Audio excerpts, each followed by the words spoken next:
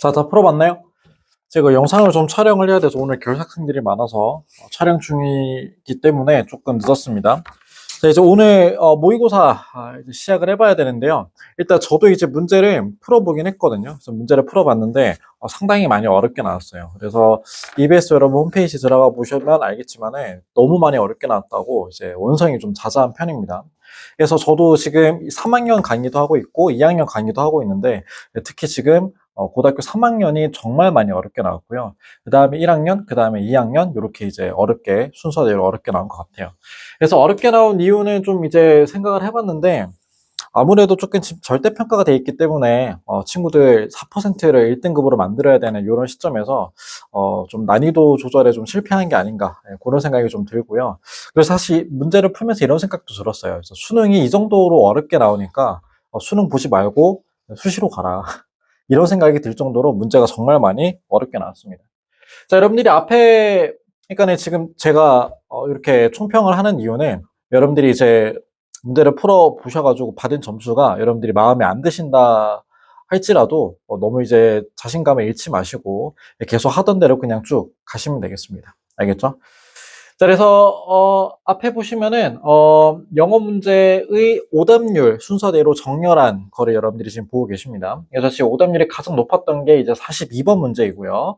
그다음에 34번 문제, 그다음에 21번 문제, 31번 문제, 그리고 38번, 24번 이렇게 쭉쭉쭉쭉 나와 있죠.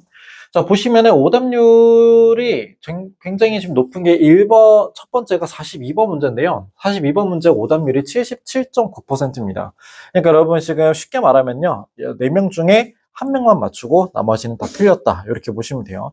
그 정도로 많이 어려웠던 문제들이고, 그다음에 21번은 제가 어제도 말씀드렸지만 가장 마지막에 풀라고 했었죠. 그래서 이런 것들 이제 등극을 해 있고, 그다음에 34번도 지금 굉장히 어려운 문제로 등극을 해 있습니다. 그리고 제가 오늘 강의하게 될 38번 문제, 38번 문제도 오답률이 굉장히 높았고요.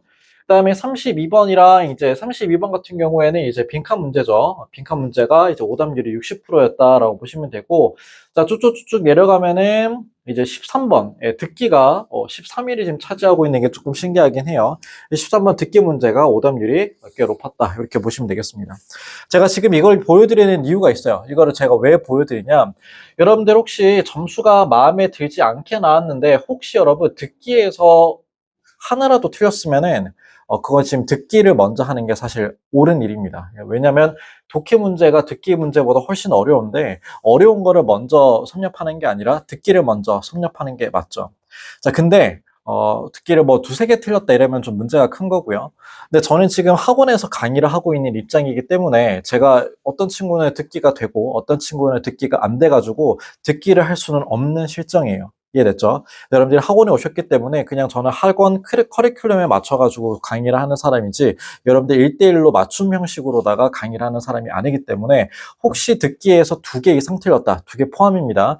2개 이상 틀렸다면은 여러분 듣기 실력이 지금 문제가 굉장히 심각한 거예요. 그렇기 때문에 듣기 강의를 들으시거나 아니면은 듣기를 따로 여러분들이 공부를 해야 되는 그런 실정이다라고 말씀을 드리고요. 그다음에 지금 여기 없는 번호대가 있죠. 18번부터 21번, 18번부터 21번, 그리고 25번부터 27번 문제. 거기에서 여러분들이 하나라도 틀렸으면은 그거는 제 수업뿐만 아니라 여러분들이 정신을 차리지 않고 푼 거다. 즉 오답률이 높은 그런 문제들을 갖다가 모아놓고 있는데 거기에 지금 안 나온 것으로 보아 웬만한 친구들이 다 맞았다는 거예요. 웬만한 친구들이 다 맞았는데 혹시 거기에서 문제가 나간 게 있으면은 정신 안 차리고 풀었거나 아니면 기초가 아니면 기본이 좀 많이 안 돼 있다. 이렇게 생각을 하시면 되겠습니다. 그래서 지금 좀 짧게 이야기는 했는데요. 짧게 이야기한 거를 세 줄 요약을 해드릴게요. 자, 첫 번째는 이번 시험은 많이 어려웠다. 자, 두 번째는 듣기에서 만약에 2개 이상 틀렸으면 너네는 듣기를 먼저 해야 된다. 그다음에 세 번째는 18번부터 21번 그리고 25번부터 27번에서 혹시 틀린 게 있으면 정신 안 차렸거나 아니면 기본이나 기초가 안 돼 있는 거다. 이렇게 말씀을 드릴게요. 알겠죠? 그래서 이거를 다 맞으면 여러분 50점은 무조건 나와요. 그러니까 50점이 안 나왔다. 그리고 50점대다. 이거는 뭐라고 해야 되지? 그 친구는 아마 듣기가 안 돼 있거나 아니면 그 제가 쉽다고 했던 그 문제들 아마 몇 문제 틀렸을 거야. 그래서 그거는 제가 지금 해결할 수 있는 부분이 아닙니다. 여러분들이 지금 개인적으로 안 되고 있는 부분이기 때문에 학원에서 처리는 좀 어렵다는 말씀 좀 드릴게요. 자, 어쨌든 간에 이제 각설하고요. 지금 이제부터는 여러분들이랑 제가 할 게 뭐냐. 이 시험은 이미 치러진 것이고, 그 다음에 여러분들이 앞에 놓여진 시험이 있죠. 학교 중간고사입니다. 중간고사에 나오게 될 문제들을 골라가지고 여러분들이 이제 수업을 진행을 할 거고요. 사실 37번부터 이제 하려고 했는데, 지금 38번이 굉장히 어렵게 나왔어요. 그래서 38번부터 여러분들이랑 이제 강의를 시작을 하려고 합니다. 저는 원래 37번부터 하려고 했는데, 38번이 워낙 지금 어렵게 나온 문제이기 때문에 이거부터 먼저 보고 이어서 수업을 하도록 할게요. 알겠죠? 오케이. 38번을 가지고 여러분들이랑 좀 이야기를 나누기 전에 제가 요런 또 말씀을 드리도록 할게요. 여기 보시면은 토마스 쿤이라고 하는 사람이 등장을 합니다. 이 토마스 쿤은 고등학교 3학년 수능 특강이나 고등학교 3학년 지문에 나왔을 정도로 굉장히 많이 본, 아마 재수생들이나 이제 고등학교 3학년들은 굉장히 많이 봤을 건데, 지금 그게 내리고 내려서 고등학교 1학년 지문에 등장을 했다는 게 조금 놀라웠어요. 그래서 왜냐하면 토마스 쿤이라고 하는 사람은 철학자인데, 철학자면 얘가 철학 이야기를 하겠죠. 철학은 구체화되어 있지 않고 좀 추상적이죠. 추상적인 이야기를 벌써부터 고등학교 1학년한테 냈다는 거는 조금 난이도 조절에 많이 실패를 하지 않았나, 이런 생각이 좀 듭니다. 자, 그래서 38번 여러분들 펴셨나요? 예, 요거 여러분들이랑 같이 이제 진행을 할 거예요. 자, 보시면은 38번 옆에 제가 뭐라고 적어놨냐면은 수능에 자주 등장하는 토마스 쿤이라고 해가지고 고등학교 1학년이 먼저 만나게 될 사람은 아니었다는 거 일단 제가 적어놨고요. 그 다음에 옆에 보시면 수직적 발전에는 찡그린 모습, 수평적 이동에는 웃는 모습이 그려져 있는데, 여러분 필기할 때 좀 주의하셔야 돼요. 수직적 발전은 파란 색깔, 수평적 이동은 빨간 색깔을 이용해서 지금 필기를 해주면 되겠습니다. 지금 빨리 필기를 좀 해주시고,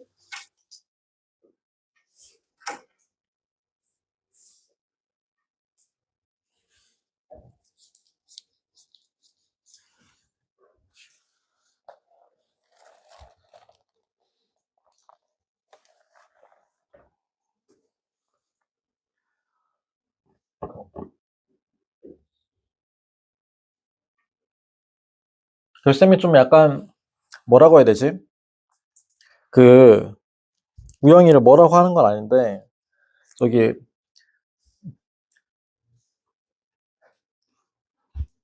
저 누구지? 지금 아까 있었던 애 걔 이름 까먹어서 누구 춤 벗고 다니는 애? 백호? 저기 사람이 그러니까 승우가 없는 곳에서 좋은 얘기는 못 해주는 망정 이제 나쁜 이야기를 하니까 쌤이 좀 개인적으로 좀 기분이 안 좋았어요. 지금도 지금 기분이 안 좋은데 이 당사자는 모르고 있으니까 좀 조심을 좀 하는 게 낫지 않나, 그런 생각이 좀 듭니다, 우영아. 백호한테도 전해주세요.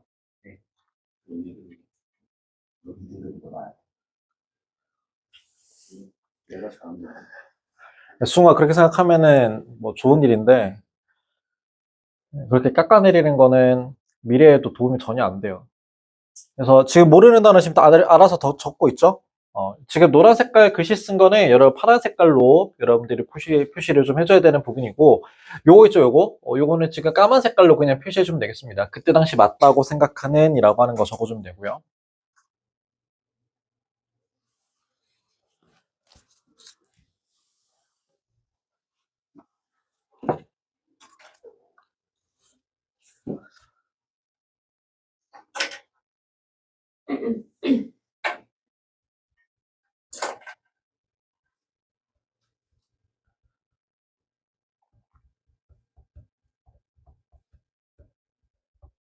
음, 여러분, 요거는 지금 적어주긴 하는데, 지금 적으면서 무슨 말인지 이해가 안 될 거거든요. 그래서 제가 수업하면서 무슨 의미로다가 저거를 적었는지 말씀을 드리도록 하겠습니다.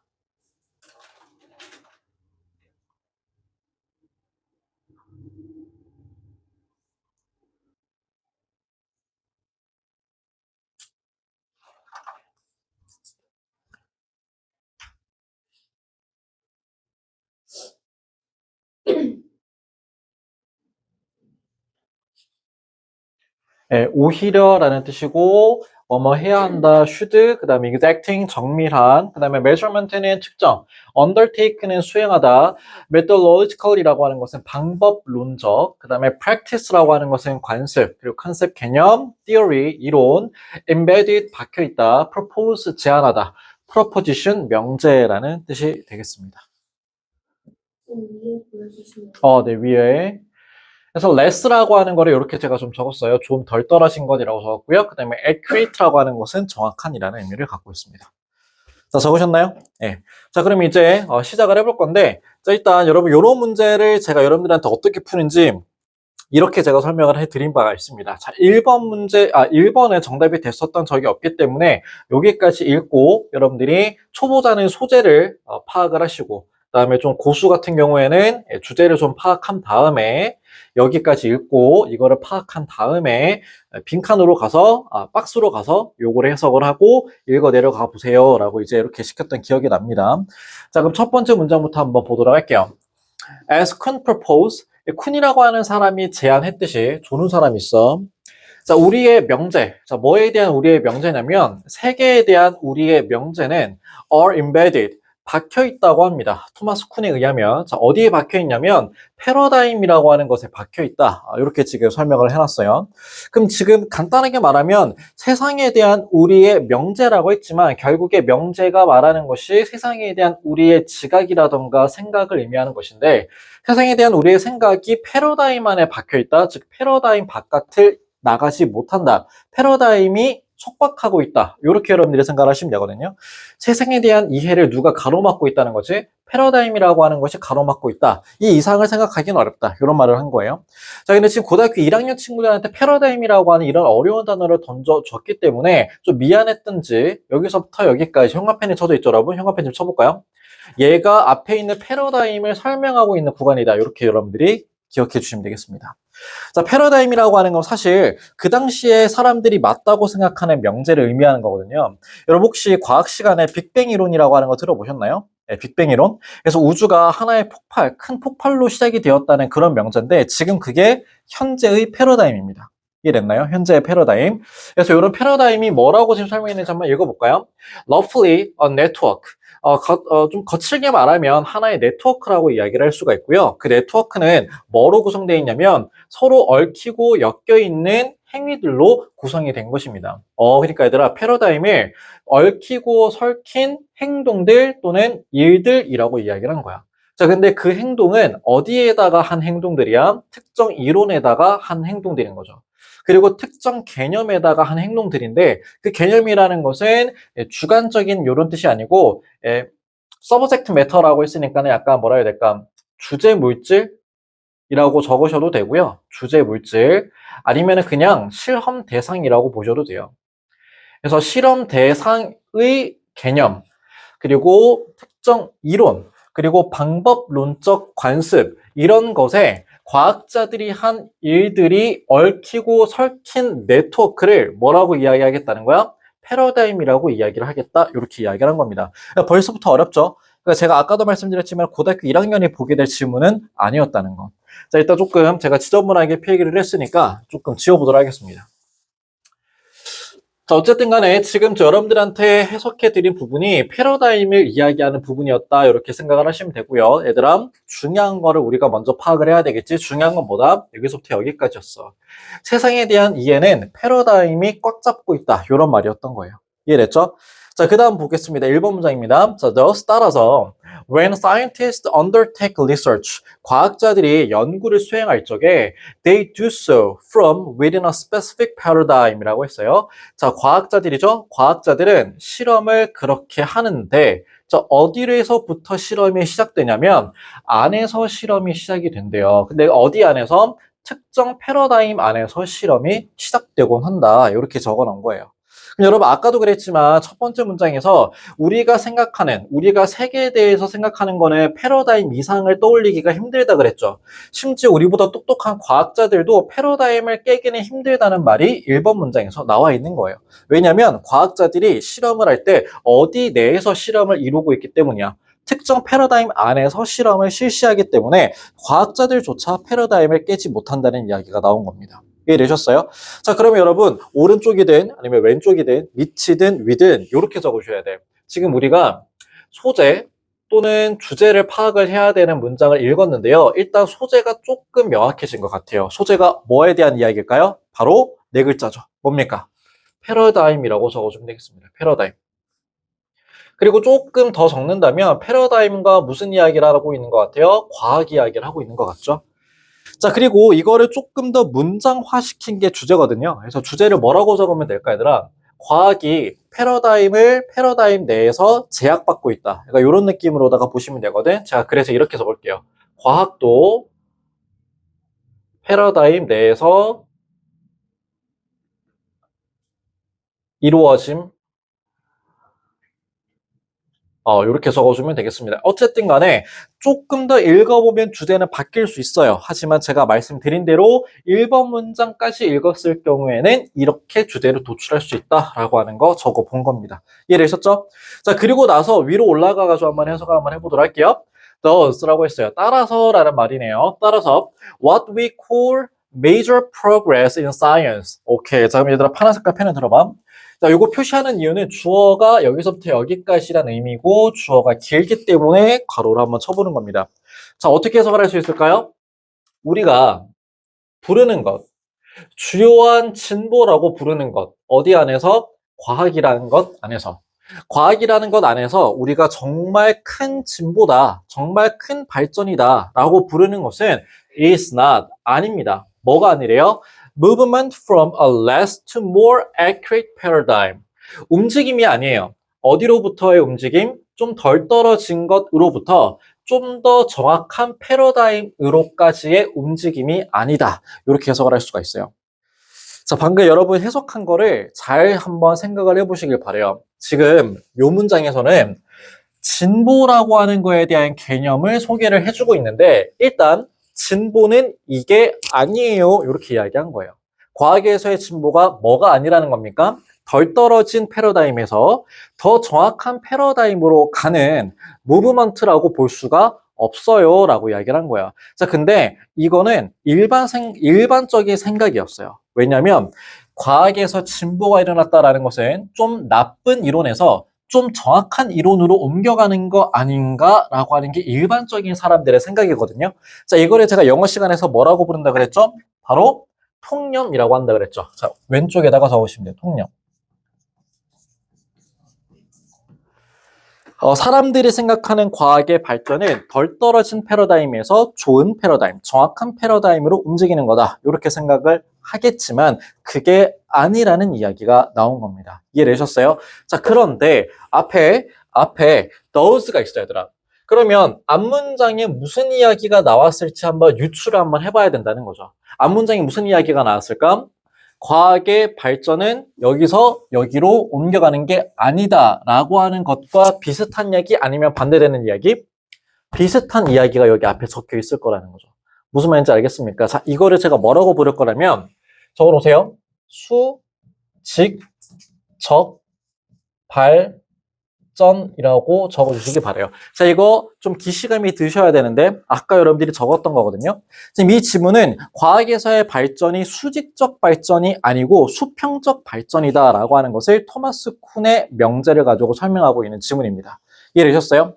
자, 그러면은 좀 더 읽어보도록 하겠습니다. 자, 2번 문장입니다. Even the most exacting measurements are only sensible from within that paradigm. 자, 심지어 가장 정밀한 측정도 or입니다. only sensible, 유일하게 뭐해질 수 있습니다? 이해될 수 있다는 얘기야. 그러니까 sensible은 이해될 수 있다 또는 어떻게 적으시면 되냐? 합리적인이라는 뜻도 되거든요. 측정이 합리적이게 된다는 거예요. 어디 내에 있을 때죠? 패러다임 있을 때, 패러다임 내에서 측정이 이루어졌을 때만 합리적일 수 있다. 이런 말입니다. 그럼 여러분 여기까지 계속해서 과학은 패러다임 그 이상을 넘어갈 수 없어라는 말을 하고 있는 거예요. 이해됐습니까? 자, 다음 문장 볼게요. 자, 다음 문장 보니까 예로 들면이라고 했어요. 자, 여러분, 자 여기에서 우리가 좀 생각을 하고 갑시다. 즉 예로 들겠다라고 했기 때문에 여기에서 여기까지 한 이야기를 예시로 드는 거죠. 자, 그러면 똑같은 얘기 할까요? 반대되는 이야기 할까요? 똑같은 이야기 하겠구나라는 생각을 해주시면 돼요. 과학은 패러다임을 벗어날 수 없다 이거요. 자, 좀 더 읽어보도록 할게요. 예로 들면 look into microscope. 마이크로스코프라고 하는 것은 현미경이거든요. 현미경을 들여다보는 것은 tells, 말하는데 you, 너에게 말하여 nothing, 아무것도 말하지 못한다는 거죠.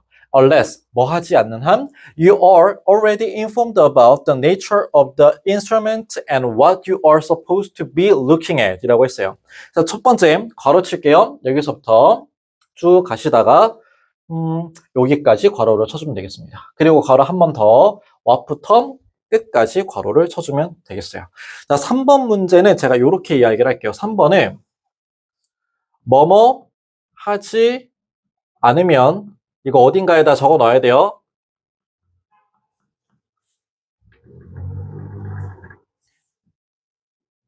현미경으로 보는 것이 의미가 없다라는 뜻이에요. 3번 문장은 네가 이렇게 하지 않고 이렇게 하지 않으면 현미경으로 아무리 뭔가를 본들 소용이 없다. 이런 말을 하는 거거든요. 자, 그러면 지금 괄호를 친 게 두 개죠. 괄호를 친 게 여기 하나잖아. 그치? 이 괄호를 친 게 바로 여기에 들어갈 내용이에요. 네가 첫 번째 이런 짓을 하지 않는다면, 두 번째 이런 짓을 하지 않는다면 네가 아무리 현미경으로 많이 들여다본들 그거는 아무 의미가 없다는 뜻이 되겠습니다. 이해됐나요? 자, 그럼 효자야, 졸지 마. 이거 시험지 나온다고. 자, 앞에 보세요. 자, 첫 번째, 네가 뭐 하지 않으면, 네가 이미 알고 있지 않으면, 뭐에 대해서? 본질에 대해서. 무엇의 본질? 그 도구의 본질에 대해서 알고 있지 않는다면. 자, 그러면 이제 가정 1번이 뭐예요? 네가 현미경의 본질에 대해서 모르고 있다면 이라는 뜻이죠. 현미경이 뭐 하는 거고 현미경의 본질이 뭔지 모르면 네가 현미경으로 아무리 뭔가를 본들 소용이 없다는 거예요. 두 번째 가정은 이겁니다. What you are supposed to be looking at. 네가 무엇을 봐야 되는지를 모른다면 이란 뜻이야. 다시 unless you are already informed about what you are supposed to be looking at. 네가 봐야 될 것이 무엇인지에 대한 정보가 있다면 없다면 이란 뜻이야. 이게 무슨 말일까? 과학 선생님이 자, 오늘은 집신벌레에 대해서 현미경으로 볼게요 라고 했으면 여러분들 보시게 될 게 뭐라는 걸 알고 있죠.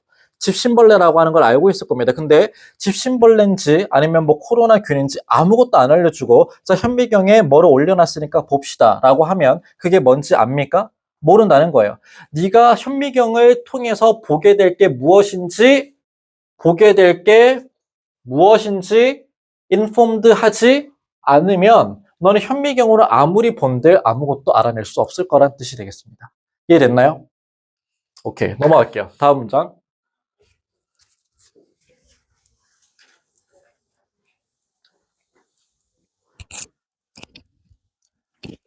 나 일부러 어려운 문제 먼저 하고 있어.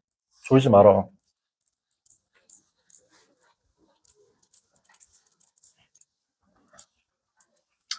그럼 여러분 제가 방금 해석했던 거 이렇게 좀 정리를 할게요. 좀 많이 어렵긴 하지만 여러분 현미경으로 뭐를 보려면 패러다임 안에 있어야 된다는 얘기죠. 네가 뭔가 정보를 알고 있어야지 현미경으로 볼 수 있다는 뜻이잖아. 그치? 그럼 네가 뭔가 이미 알고 있다라는 것은 과학의 패러다임 내에서 어떤 정보를 알고 있다는 뜻이에요. 한마디로 현미경에서 보는 게 의미가 있으려면 여러분들이 패러다임 안에 있어야지 의미가 있다는 얘기를 하는 거죠. 이해됐습니까? 그럼 아직까지도 똑같은 이야기 하고 있다는 얘기야. 자, 그 다음에 4번 문제를 봐봐. 4번 문장.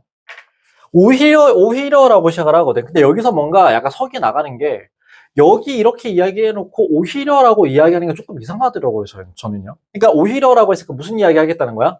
반대 이야기 하겠다는 거잖아, 그치? 자, 한번 해석을 해볼게요. It is horizontal shift from one way of seeing the world to another. 자, 그것은 수평적인 변화이다. 어디로부터의 수평적 변화? One way of seeing the world. 세상을 보는 하나의 방법으로부터 to another. 다른 세상을 보는 방법으로의 수평적 이동을 의미한다. 이렇게 이야기를 하는 거잖아요. 자, 그러면 여러분 여기서 이시 뭘 가리키는 겁니까? 앞에 있는 상황을 이야기하는 거 아니겠어요? 앞에 있는 상황이 뭐죠? 네가 뭔가를 알고 있어야 현미경으로 보는 게 의미가 있다는 거였잖아요. 그럼 이거는 아까 여러분들 제가 정리를 해드렸듯이 패러다임 내에 있어야지, 패러다임 안에서 있어야지 현미경으로 보는 게 의미가 있다라는 말 아니었습니까? 근데 이게 패러다임 안에 현미경이 있으면 이건 수평적 이동이라고 볼 수 없다는 얘기예요. 자, 무슨 말인지 이해가 잘 안 되시죠? 박스를 보시면 이제 이해가 되실 겁니다. 자, 박스를 한번 볼게요. 이게 무슨 얘기였다? Thus, what we call major progress in science. 우리가 과학에서 진보라고 부르는 것은 it's not a movement. 이런 움직임이 아니다. 덜 떨어진 것에서 좀 더 정확한 패러다임으로의 전환이 아니라는 거죠. 제가 이거 아까 뭐라고 필기하라고 했죠? 무슨 발전? 수직적 발전이라는 겁니다. 선생님, 왜 수직이라고 하는 말을 썼습니까? 라고 하시면 덜 떨어진 것에서 나은 곳으로 바뀌는 거기 때문에 피라미드 같은 느낌이라는 거예요. 덜 떨어진 이런 패러다임에서 좀 더 좋은 패러다임으로의 전환이라고 설명을 하는 거잖아요. 근데 이게 토마스 쿤이 생각했을 때 과학에서의 진보가 아니라는 거예요. 이해됐나? 과학에서의 진보는 이게 아니라는 거예요. 그럼 이게 아니면 뭐냐? 오히려 과학에서의 진보는 무슨 변화이다? 수평적 발전이다 라고 이야기를 한 겁니다. 그 수평적 발전이라는 것이 뭐냐? 세상을 바라보는 하나의 방법에서 또 다른 방향으로의 전환이라고 보겠다는 겁니다. 이해되셨나요? 네. 자, 그래서 좀 더 지워보도록 할게요. 일단 답은 4번이 맞아. 4번이 맞을 수밖에 없는 게 이 leather이라고 하는 것 때문에 무조건이죠. 4번이에요. 여러분들이 지금 이 답을 맞았냐 틀렸냐가 중요한 사람들이 아니야. 너네는 지금 이거 가지고 뭘 준비해야 돼? 중간고사 준비해야 되는 거잖아. 지금 이 글의 짜임이 어떻게 구성되어 있는지 계속 봐야 되는 거예요. 다시 3번 문장까지 무슨 얘기? 과학의 발전은 패러다임 내에서 일어난다. 따라서 과학의 발전은 수직적 발전이다라는 뜻이었죠. 근데 4번 문장은 그게 아니에요. 수직적 발전 이야기하다가 갑자기 수평적 발전 이야기를 하는 거예요. 그리고 이 문장이 여기 왜 나와 있냐? 4번에서 약을 쳐놨기 때문이죠. 무슨 약을 쳐놨어? 토마스 쿤은 자고로 과학의 발전은 덜 떨어진 것에서 나은 것으로의 발전이 아니라고 이야기를 했다라고 약을 쳐놨어요. 아니라고. 그럼 아니면 뭐냐? 이거다라고 이야기하는 거라고. 이해됐어요? 예. 그래서 정답은 4번이었고 글의 전개 방식이 통념 이야기 욕점할게요. 통념 이야기 존나 하다가 아니다라고 밝힌 거예요, 지금. 이해됐어? 자, 그 다음 문장 보겠습니다. For 쿤의 입장에서는 The scientists with a new paradigm. new paradigm, 새로운 패러다임을 가지고 있는 과학자들은 see, 본다고 생각합니다. 쿤의 입장에서. 뭘 보냐? 다르게 본다는 거예요. 뭐로부터? The way he had seen before. 그가 이전에 봐왔던 방식보다는 좀 다르게 보는 사람을 어떤 패러다임을 갖고 있는 과학자? 새로운 패러다임을 가지고 있는 과학자라고 쿤은 생각하겠다라고 마무리가 되고 있습니다. 이해됐어요? 그래서 통념 비판 구조를 갖고 있는 그런 지문이라고 생각을 하면 되고, 통념을 비판할 때 쓴 글의 전개 방식, 아까 제가 처음에 말씀을 드렸죠? 수직적 발전이라고 사람들이 생각을 하고 있겠지만 사실 그건 아니었고 과학의 패러다임은 수평적 이동이다 라고 보시는 게 맞다는 겁니다. 자, 그래서 지금 찡그린 표정은 무엇이다? 이거는 이 글의 주제가 아니라는 뜻이야. 이 글의 주제는 무엇이다? 패러다임의 이동은 수평적 이동이라고 봐야 된다는 게 이 글의 주제이기 때문에 웃는 표정을 그려놓은 것입니다. 이해되셨어요? 네. 자, 이렇게 정리하시고요. 자, 그러면 이제 마지막으로 제가 왼쪽에 적어놓은 거, 아무도 또 모르고 현미경 봐봤자임이라고 적어놨는데 저거 왜 적어놨을까, 얘들아? 특정 패러다임이 없으면, 얘들아, 패러다임이 없는 사람, 과학적 배경 지식이 없는 사람이라고 보면 되겠지. 그 사람은 현미경을 봐봤자 소용이 있다 없다? 소용이 없다는 거예요. 지식 없이 현미경 들여다보면 아무것도 얻을 수 없다는 거죠. 근데 그 지식이 사실 패러다임이었다는 것입니다. 이해됐나요?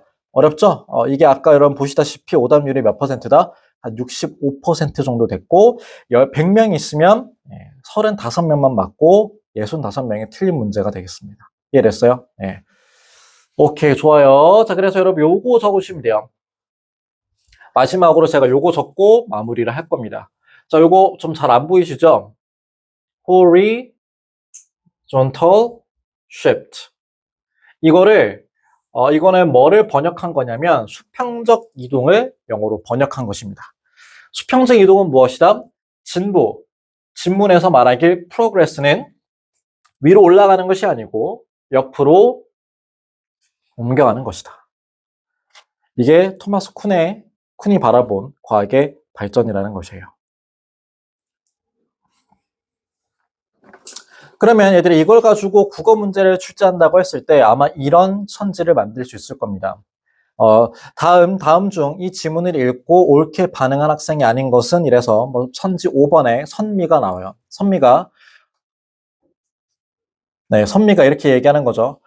과학은 더 나은 것으로의 발전이라고 볼 수 있어. 잘못 이야기하는 거죠. 더 나은 게 아니에요. 패러다임끼리는 더 낫고 나쁜 게 없는 거야. 이해됐지? 그냥 다른 것뿐인 거예요. 자, 그러면 정말 이 문제를 마무리하고요. 저는 39번으로 가보겠습니다.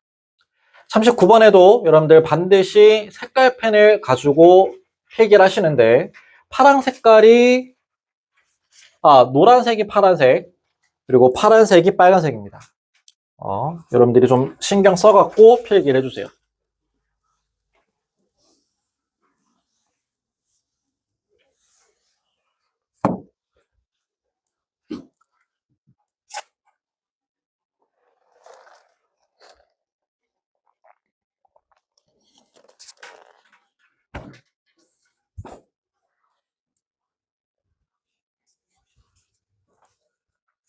그래서 지금 5시가 아니고요. 0도예요. 0도 아래.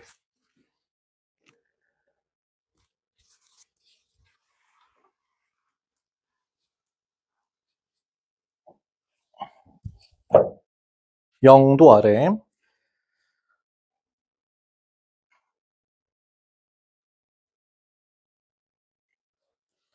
얘들아, 요거는 좀 이따가 적으시고요. 뭐 적는 사람 어쩔 수 없지만 좀 이따가 적으시고 지금 단어만 빨리 적어주시면 되겠습니다.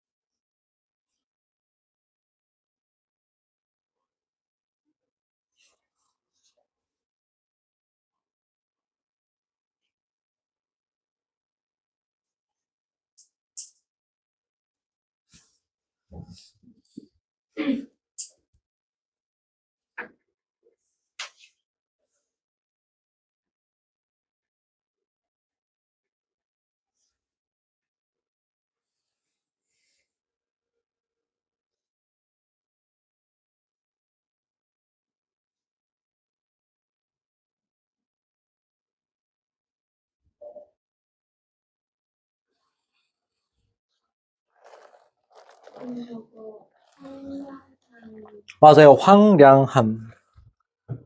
풀과 식물이 자라지 못하는 이라는 의미를 갖고 있어요.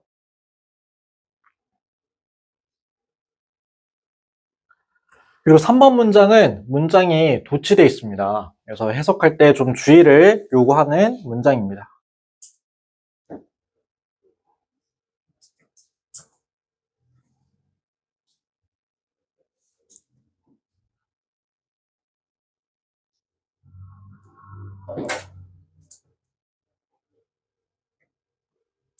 시우는 산남고는 보충교재 없는 거 맞아요? 그런 거요? 네. 작년까지 계속 있었는데 없다고 해서.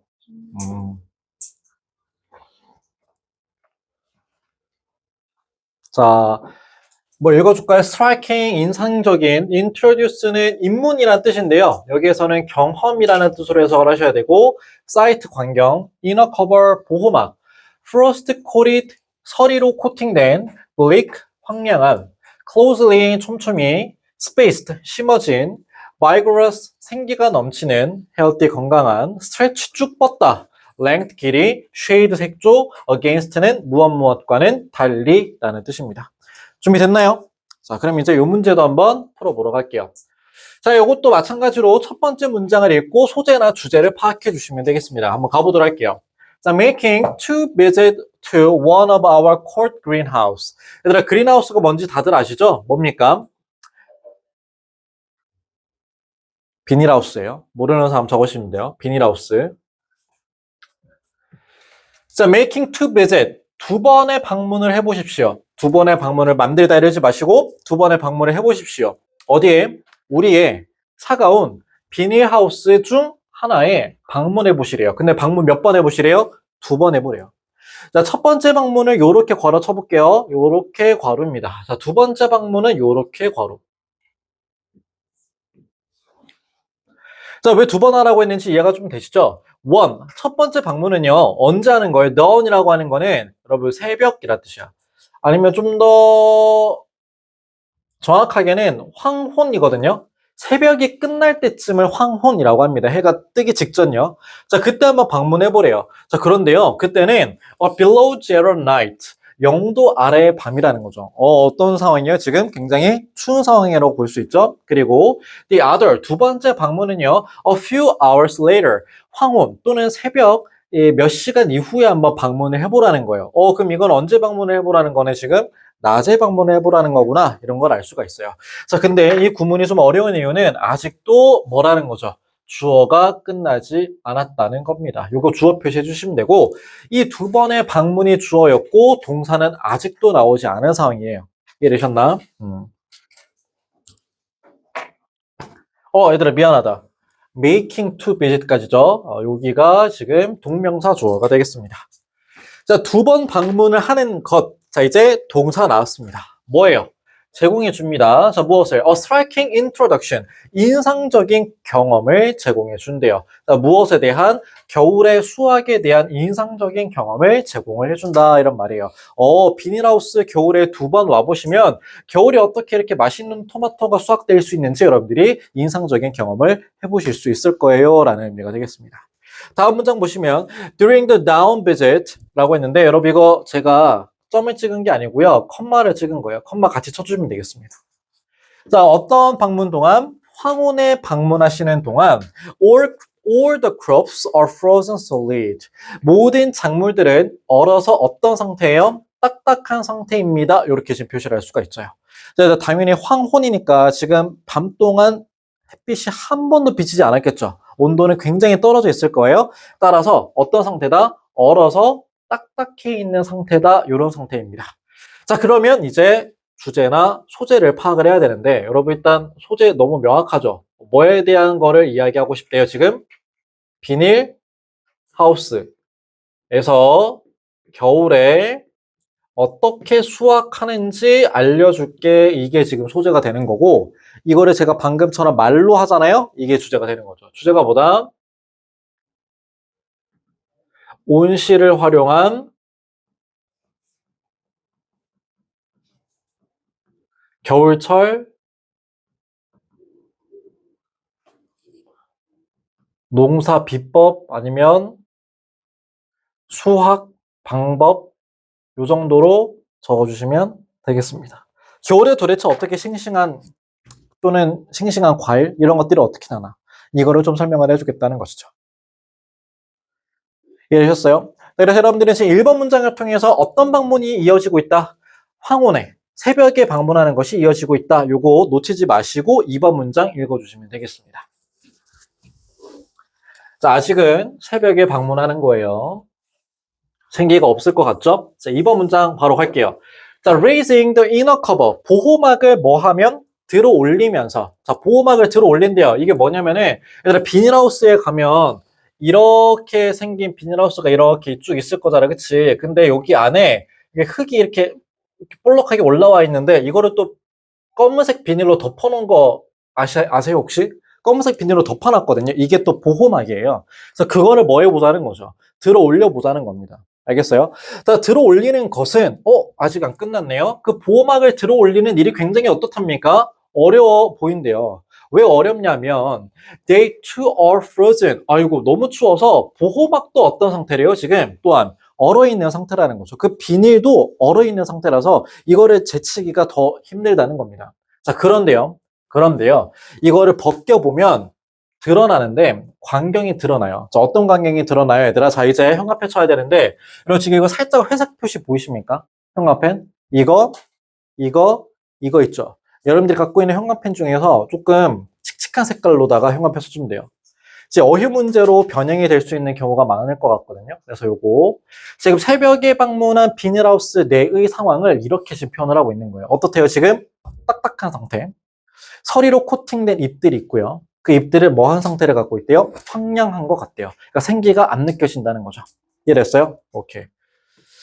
자, 그리고 너무너무 그 잎들이 황량하고 메말라 있어서요. enough to convince, 설득조차 가능할 것 같대요. 누구를? 어떤 사람이든 설득할 수 있을 것 같대요. 뭐라고? 이 아이디어가 어떤 아이디어라고? 바보 같은 아이디어라고 어떤 사람들이 와서 보든 설득이 될 것 같다는 거야. 자, 질문 들어간다. 어떤 아이디어가 그렇게 멍청해 보일까? 이런 상황에서 비닐하우스에서 뭐 키우는 거? 식물 키우는 거. 무슨 계절에?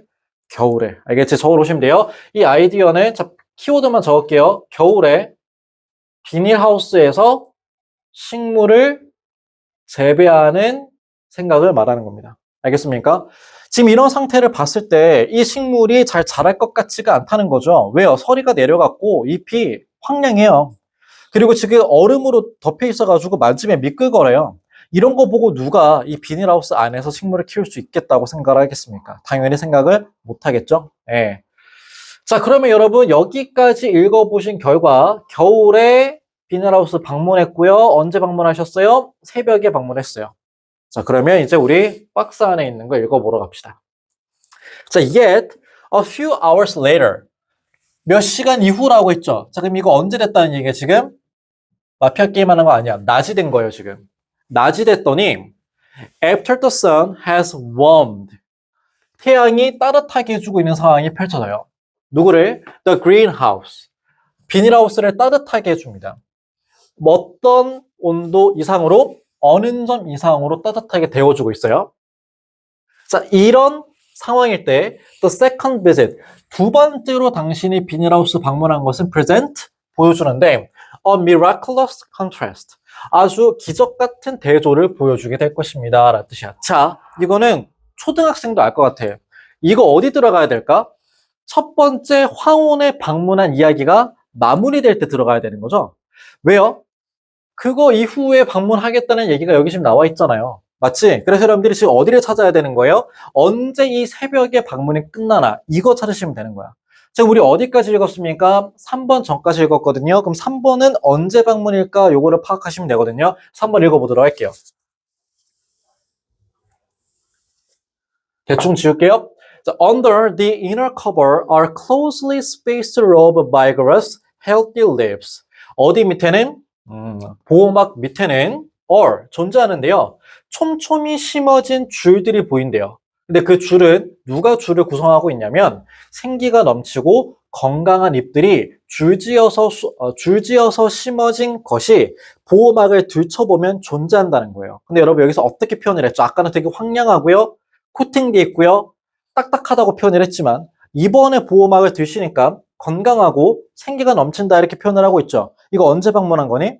낮에 방문한 거예요. 자, 그럼 지금 몇 번이 정답이 된다는 얘기지? 3번이 정답이 된다는 얘기입니다. 이해되셨죠? 오케이. 계속 읽어보도록 하겠습니다. 얘들아, 지금 이거를 맞았니, 틀렸니, 이거 중요하지 않아요. 우리 지금 뭐 준비하고 있던? 중간고사 준비하고 있어요. 끝까지 열심히 보셔야 돼요.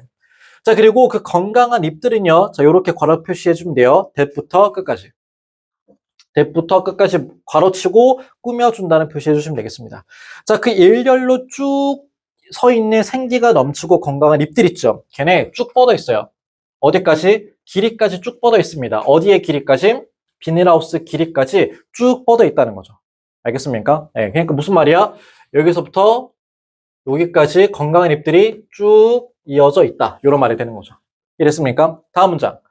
The lip color in different shade of green, red, maroon, and yellow stand bright 라고 했어요. 자, 여기서 여러분 주어가 여기까지예요. 표시. 이게 주어예요. 이게. 알겠죠? 자, 그래서 lip color라고 했으니까 잎들의 색깔이죠. 자, 다양한 색조를 갖고 있대요. 초록색도 있고요. 빨간색도 있고요. 약간 파란 것도 있고요. 그다음에 노란 것도 있습니다. 이런 것들이 stand, 예를 들어 서 있다는 뜻이야. 서 있다. 아니면은 존재한다라는 뜻이거든. 이런 한 여러 가지 잎들의 색깔이 존재합니다. 그것도 어떻게 존재해요? 밝게 존재하는 거죠. Against, 뭐와는 달리 the dark soil. 흙은 애들아 당연히 무색깔이야. 약간 까만 색깔이죠. 이것과 대조되면서. 얘들아 이거 방금 쌤이 어떻게 의역했죠? 대조되면서. 달리라는 뜻인데 대조되면서라고 해석을 해도 되거든. 그래서 까만 색깔 토양과는 대조되면서 밝게 빛나고 있는 게 뭐다? 그렇지. 잎들의 색깔이지. 잎들의 색깔이 다양한 색조를 갖고 있고 이런 거 그리고 이런 색깔도 있다는 얘기를 하고 있는 거야. 맨 마지막 문장이야. It looks like a never-ending spring. 그렇게 펼쳐진 광경은 looks like 뭐처럼 보이는데요? 절대 끝나지 않는 멈처럼 보이는데요? 뭐처럼 보이는데요? 봄처럼 느껴지게 된다는 거야. 겨울의 비닐하우스를 낮에 방문하면 상황이 어떤 상황이다? 절대 끝나지 않을 봄 같은 상황이 펼쳐진다는 얘기죠. 이해됐나? 그래서 요거는 이렇게 정리할 수 있고요. 아까 적어야 될 거 이제 보여드릴게요. 자, 이 지문의 논리 전개 방식은 시간의 흐름을 가지고 여러분들한테 이야기하고 있어요. 얘들아, 왜 시간의 흐름일까요? 언제 방문했죠, 처음에? 새벽에. 그 다음에 쉬었다가 언제 방문합니까? 낮에. 그래서 시간의 흐름을 그대로 따라가고 있죠? 오케이. 자, 그 다음에 또한 대비대조를 통해서 글을 전개하고 있기도 한답니다. 왜 대비대조하고 있죠? 밤과 낮에 비닐하우스의 상황을 뭐하고 있는 거지? 대비대조하고 있는 상황이거든요. 이렇게 해서 글의 전개를 하고 있고요. 그 다음에 이 지문을 한 큐에 정리할 수 있는 내용이 이거예요. 왜 겨울에 농사가 가능한가?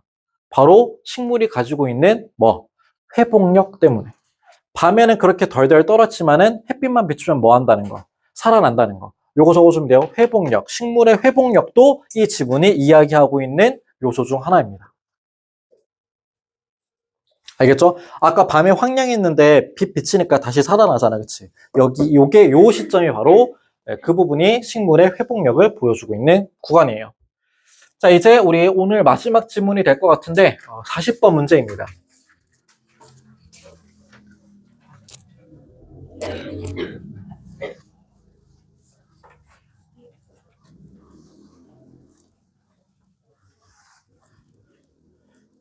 일단 여러분들 단어만 빨리 적어주시면 되고요. 잘 안 보이는 거는 제가 말로 하겠습니다.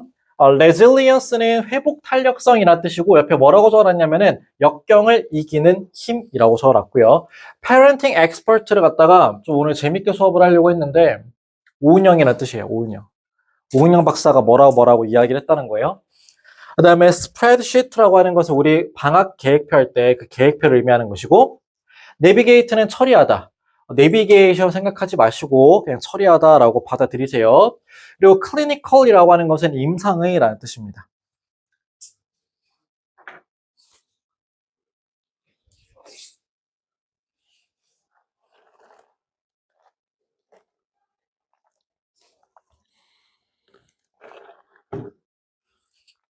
좀 내릴게요.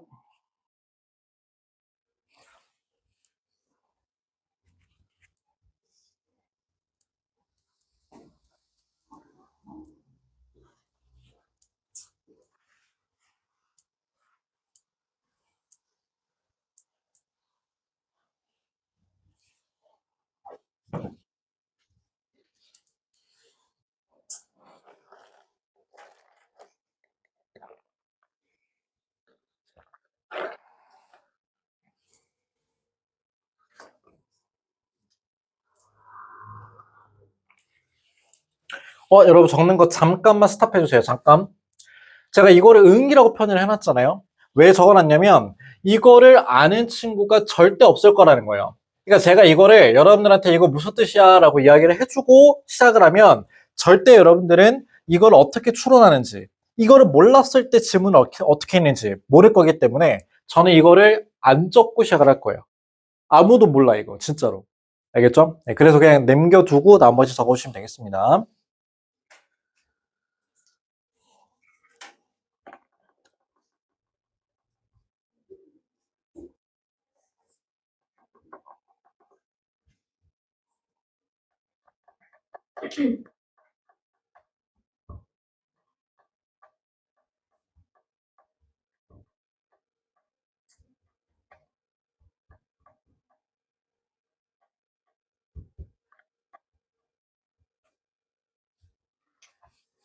자, 다 됐죠? 이제 시작을 할게요. 자, 요거는 쌤이 안 가르쳐준 문제이긴 한데요. 푸는 방법을. 일단 첫 번째 문제부터 가보도록 할게요. 오은영 씨는 이렇게 이야기를 하더라고요. 저 걸어칩니다. 여기까지. Children need to learn independence and resilience. 아이들은 배워야 된다. 독립성과 회복 탄력성, 말이 어려우면 역경을 이기는 힘을 길러야 된다고 오은영 박사가 이야기를 하더라. But cities and suburbs don't offer safe walk and bike route to school. 하지만 도시와 청주는 제공해주고 있지 않다. 안전한 걸을 수 있는 거리, 안전하게 자전거를 탈 수 있는 자전거 도로. 어디로 향하는? 학교로 향하는. 그리고 malls, 쇼핑몰도 없다. 그 쇼핑몰이 다시 학교로 가는 자전거 도로와 안전하게 산책할 수 있는 산책로를 청주와 도시들이 제공하고 있지 않고 또 청주와 도시들은 쇼핑몰을 갖고 있는데 걔가 쫓아내고 있대요. 누구를? 10대들. 언제? 주말에.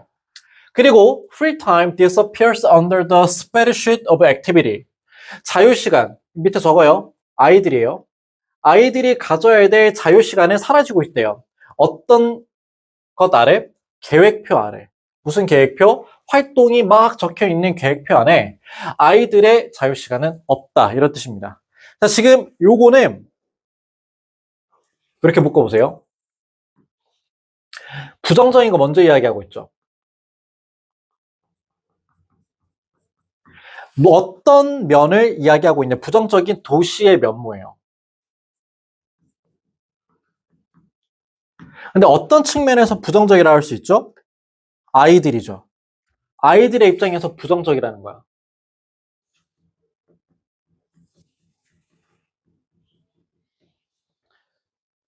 됐어요? 자, 왜 부정적인지 다시 한번 꼽겠습니다. 뭐라고요? 산책로 없고 자전거 도로 없어. 쇼핑하러 갈랬더니 10대 쫓아내. 아이들이 가져야 될 자유시간 없어. 왜 없어? 학부모들이 아니면 학원들이 해야 될 일을 계획표로 짜가지고 너네한테 던지거든. 자유시간 없다는 거예요. 근데 전문가는 뭐라고 이야기하고 있어? 학부모한테? 아이들이 잘 크려면 뭐가 있어야 돼요? 독립성 있어야 돼요.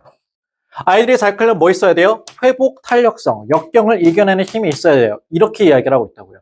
여러분, 이런 상황에서 전문가의 말을 지킬 수 있겠어요? 없어요. 이게 뭔 소리예요, 선생님이라고 물어보시면 제가 단적으로 예를 하나 드릴게요.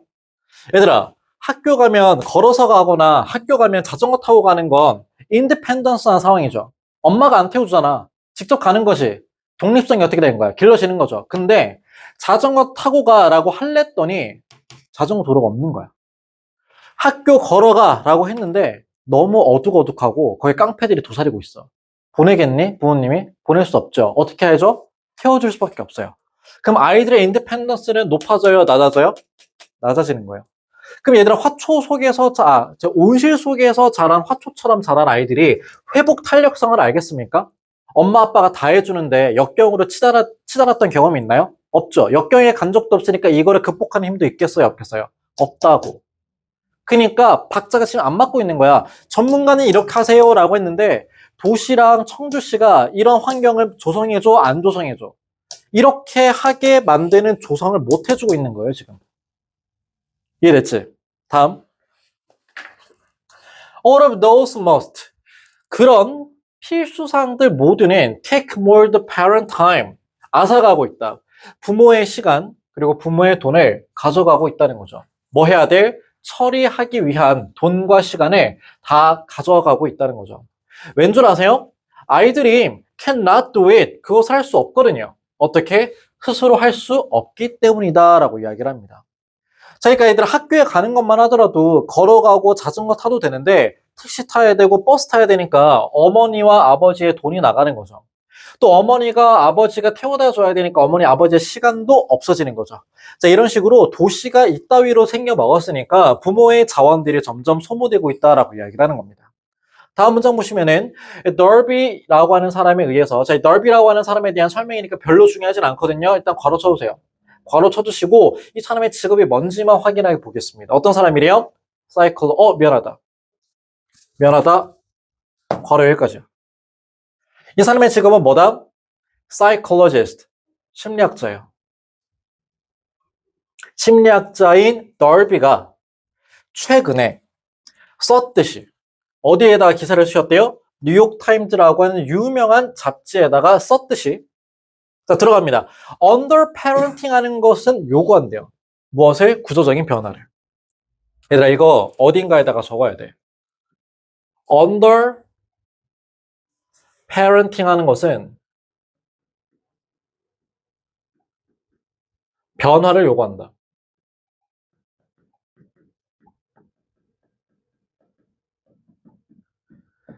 자, 이렇게 적고 생각을 해볼게요. 얘들아, 지금 변화가 필요한 거 여기까지 읽었을 때 누구예요? 누가 변화 만들어내야 되죠? 학부모입니까? 아이들입니까? 뭐예요? 도시예요. 도시와 청주시였죠. 그럼 여기서 얘가 변화를 요구하기 때문에 이 변화는 누구의 변화라고 볼 수 있고 도시의 변화입니다. 그럼 도시는 사람이 아니죠. 그래서 제가 이렇게 적을까요? 구조적. 구조적 변화를 요구한다는 거죠. 그러면 여러분 여기서 말하는 under parenting이라고 하는 거는 좋은 의미겠어요? 나쁜 의미겠어요? 여러분 under parenting은 좋은 의미야? 나쁜 의미야? 자, 여기서 이게 나쁘다라고 하시면 국어가 안 되는 거야. 왜요? 도시한테 구조적 변화를 요구하고 있는 대상이 얘야. 얘가 도시한테 바꿔줘, 바꿔줘, 바꿔줘라고 하고 있다고. 왜 바꿔달라고 할까? 제대로 하고 싶으니까. 이게 제대로 키우는 거거든. 이해됐어요? 애를 제대로 키우려니까 도시한테 뭘 요구할 수밖에 없는 거지. 변화를 요구할 수밖에 없는 거죠. 그럼 이거 어떻게 키우는 거라고? 애를 제대로 키우는 거라고. 이해됐어? 근데 아까 나왔어. 애를 제대로 키우려면 오은영이 씹으는 얘기가 아까 있잖아. 애를 제대로 키우려면 어떻게 키우라 그랬어? 뭐를 길러줘? 회복 탄력성 길러주라 그랬지. 뭐 길러주라 그랬지. 독립성 길러주라 그랬지. 그럼 이거는 아무도 모르는 단어라고 했지만 똑똑한 애들은 이렇게 패런팅 하는 것은 뭐를 길러주는 거라는 거야. 아이들의 독립성과 아이들의 회복 탄력성을 길러주는 학습이구나. 또는 길러주는 부모의 양육 방식이구나. 이렇게 생각을 해야 되는 거라고. 그러니까 지금 여기에서 이미 생각이 안 되는 거야. 다시 생각해봐, 얘들아. 아까 이 나쁜 패런팅이라고 했던 친구들. 이 패런팅은 양육 방법 중에 하나야. 왜냐면 패런팅이라고 하는 게 원래는 양육이라고 단어책에 많이 나오거든. 그럼 이렇게 아이를 기르는 것은 변화를 요구한다 그랬는데 이 변화가 도시한테 뭔가를 요구한다고 했어. 아까 도시가 뭔가 잘못돼 있다 그랬지. 잘못돼 있는 도시한테 내가 애를 잘 길러야 되니까 변화를 요구하고 있는 거잖아. 이해됐어요? 그러니까 이거 어떤 양육 방식이라고? 파지티브한 양육 방식이라고. 근데 아직 안 끝났어, 내 말. 파지티브한 양육 방식이 뭐냐 물으시면 안 되고 지문에 답이 다 있어요. 아까 오은영이 우스갯소리 얘기했지만 얘가 다 이야기를 해놨다고. 애를 어떻게 키우는 거? 회복 탄력성 있게 키우고 독립성 있게 키우는 게 좋다. 이렇게 키워야 된다라고 엑스퍼트가 씹어렸잖아. 그러니까 언더 패런팅은 자 적어야 돼. 파란 색깔로. 뭐가 가미된 거야? 아이들의 독립성을 길러주고 회복력을 길러주는 양육 방식이라는 게 이미 다 테트리스처럼 맞춰져 있었다는 거예요, 지금 지문이. 이해되셨어? 네. 이해됐죠? 자, 그 다음 갈게요. 자, 위로 좀 올리고.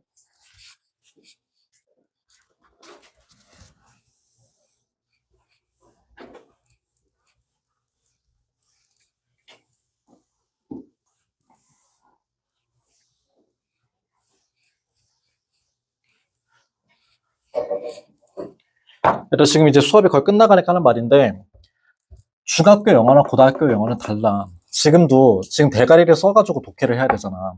이해됐어요? 이거에 익숙해지지 않으면은 고등학교도 점수는 안 나오는 거야. 근데 계속 강조하는 게 뭐냐면, 내가 독해를 할 때 직독직해 한다고 그 중학교 때 했던 방식처럼 막 이지랄 하는 거 있잖아, 이거 전혀 쓸모 없다고. 전혀 쓸모가 없어요. 생각을 하면서 읽어야 된다고. 이런 얘가 여기서 왜 나왔고 얘가 왜 이렇게 해석이 되고 있고 얘 이렇게 추상적으로 해석되는 게 도대체 어떤 의미를 갖고 있는지 대가리를 써야 된다고. 이랬어. 그리고 이거를 나는 여러분들한테 지금 보여주죠. 지금 이때까지 수업한 거 내가 한 거야 지금. 내가 너네들 앞에 서가지고 내가 지금 문제 풀고 있는 거죠. 니네가 풀었어 이거 지금? 니네가 푼 게 아니라고. 그럼 집에 가서 뭐 해야 될까요? 다시 봐야 돼 이거를. 오늘 수업한 거. 안 날라가게. 그러니까 학원을 다니는 게 뭐냐면 학원을 다니는 의미는 이거를 남들은 어떻게 또 아니면 영어를 잘하는 사람들이 이걸 어떻게 바라보고 있냐 이거를 그냥 보러 오는 거야. 나는 그걸 시연을 해주고 있는 거고. 근데 이 시연만 해주면 끝인가 이게 아니라고. 너네 집 대놓고서 보는 게 아니고 너네가 이거를 스스로 할 수 있어야지 이 문제가 변형돼가지고 시험 문제를 나왔을 때 맞추는 거예요. 이거 보고 집에 가서 휘발해버리면 끝나는 거라고. 이거 누가 푼 거라고? 내가 푼 거. 내가 풀고 있는 거야, 지금. 너네는 그냥 관람만 하고 있는 거라고. 집에서 무슨 행동을 해야 되는지 알겠죠?